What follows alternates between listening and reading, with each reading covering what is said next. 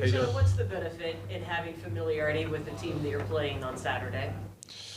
It's great for many reasons, you know. We kind of know them, they know us, you know. We know their personalities, what they like to do. So it's like basically getting a head start, you know, in the game. So that's an advantage going into it, I think. What's it done for your outside linebacker group to have both Darrell and Boye kind of coming on the way they have late in the season? Can you repeat that first part? Your position group, just what's it been like having those guys coming on later in the season, contributing the way they have? It's great. You need that, you know, when your whole room's doing good.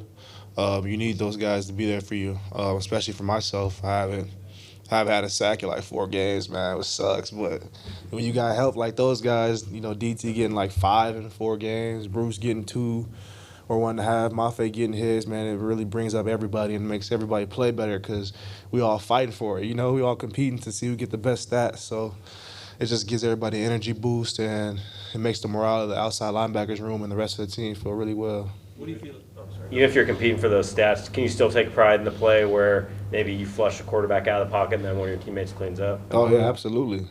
Like that one we had on Baker. You know, he kind of flushed out to Bruce, and I was still able to get my little hit in, so it felt good. What have you seen from Darrell over the last 5 games, and what do you think has contributed to that? I just see a more hungry DT. You know, kind of started off the season kind of slow, but he's really picked it up when it's been most important. You know, we need that, especially in him going into the playoffs. It gives him a lot of confidence boost. He believing in himself even more and more now, which we're definitely going to need on Saturday. So it's good for DT. I'm proud of him. He deserves it, especially considering that, you know, he's been dealing with injuries and this, that, and whatever situations he's got going on. So to see him playing like this is good. How do you make a 49ers team one-dimensional that has so many versatile ways to use guys like Kittle or McCaffrey or Samuel? I think you just have to, excuse me, you just have to go into the game just taking away something. And for us, it's going to be the run game. You know, that's still been our Achilles heel. This last week, I think we gave up 150 rushing. So just make them one-dimensional. As long as we don't allow them stopping the run, don't allow them to run the ball, I feel like we can rush anybody. You know, we see what we did these last 2 weeks. I think 4-sack game and a 5-sack game these last 2 weeks. So we can rush the passer definitely. And we got guys in the back end that can cover. So if we eliminate the run, we can get after them. How's it been the last 2 weeks with Cody running things after Jordan went down? It's been really smooth, no drop off at all. Cody does a good job in there when he's in there calling the defensive calls, making sure everybody knows what they're doing, really communicating. He's also giving little pointers to me out there if you see some, you know, hey, trying to alert this play is coming, and there it is, you know. So it's good to have Cody out there. A guy's very smart, knows what he's doing, knows what he's talking about. Basically another Mike Backer out there right next to JB. We miss JB, of course. When you lose a guy like that, you know, it's tough. All the plays he's made and the tackles he's made and how consistent he's played. So, but Cody's doing a good job. You had a couple of playoff games a few years ago. What did you take away from that experience? Yeah, it's just you really got to be on top of your game. Excuse me. The first game we had, I think, was wild card against Baltimore. We played a hell of a game that game. We guys were on top of their game, and then next game I think we went to New England and we got beat up pretty bad. But what I've learned from those, you really got to embrace the moment because it's really hard to get back to those. For me, it's been 5 years since then. So you just really got to embrace the moment and really take advantage when the opportunity presents itself.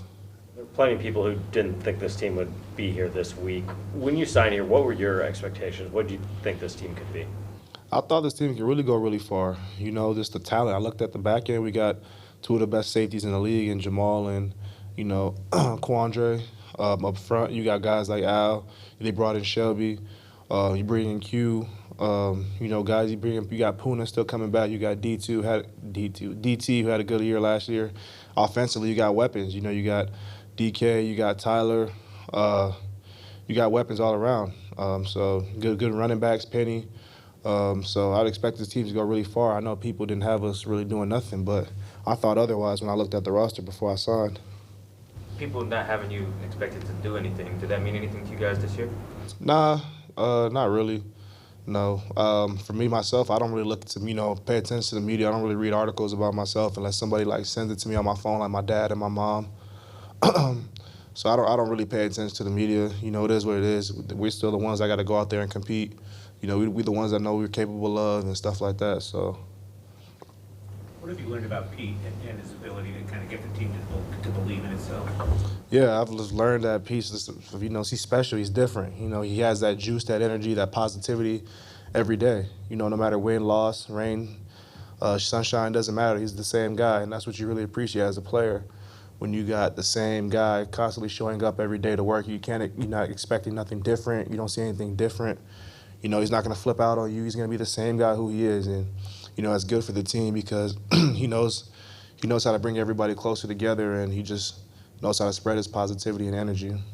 I take it that steadiness, like for a head coach, is not the norm when you consider all the ups and downs of an NFL season. I've only had 3 head coaches. I can say it's pretty normal. The head coaches I've had has been pretty normal. Anthony Lynn, he's the same guy. He still is now. Even when we play the 49ers, I've talked to him on the side. He's still got that same energy, same juice. Same with Staley when I played with him for 1 year. So. Was there anything on the line in the D-line room for winning the sack title? Nah, just bragging rights. Oh, man. When you talk about embracing the moment and being in the playoffs, do you think that's easier or harder for some of those rookies who are going to feel it for the first time? Sorry, repeat that? Do you think it's easier or harder for the rookies to embrace the moment when they're feeling the playoffs for the first time?